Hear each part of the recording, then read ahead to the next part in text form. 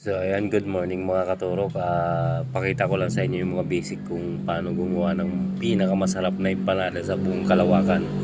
So ayan na nga mga katurok, sinisimulan na namin kung paano gawin yung empanadang masarap. The best to mga katurok dito sa buong Metro Manila. Sikat na sikat tong empanada na to dito sa amin eh.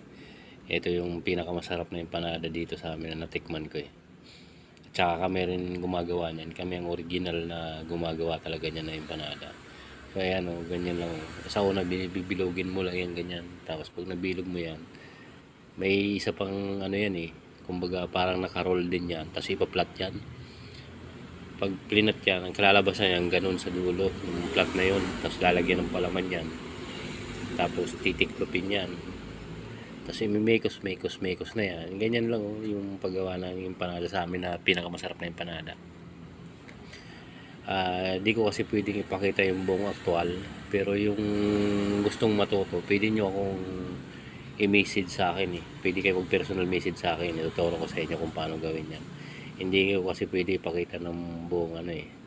So ayan, ginawa ko nga dyan. Minekos ko na yan kasi ipapryer ko yan eh. Lulutuin ko yan. Ipapryer ko. Isa-isa mo yung tanggalin kasi may mga nakadikit na wax yan eh. Para di magdikit-dikit yung empanada. Tanggalin nyo lang isa-isa yung wax paper niyan. Tapos yan, nilalagay ko na yan sa fryer. Ganyan na. Ang init ng fryer na yan, kailangan 145 degrees lang. Tapos pag dumating na yung init na ganun, hayaan nyo lang na pumula siya. Tapos hindi magdikit-dikit eh. So, ganyan yung kalalabasan ng empanada pag luto na. So, yan nga, binibilisan ko na dahil madaling araw yan, alas 4 eh. Kailangan marami ako maluto kasi marami namin gagawin na empanada eh. So, ganyan lang, basic lang mga katurok yung paggawa ng empanada tsaka siopaw. 4 PM ng madaling araw yan eh kasi marami akong order niyan dyan.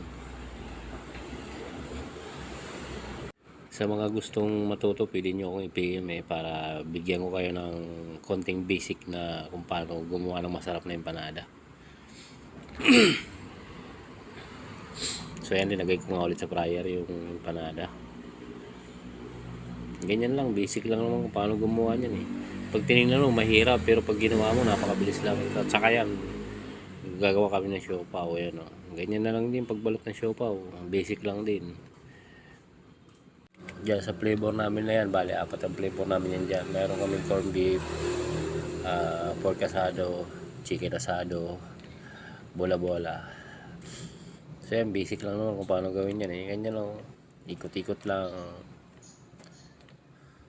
Lamang pa nga yung kwentuhan eh, kaysa sa focus talaga sa trabaho dyan.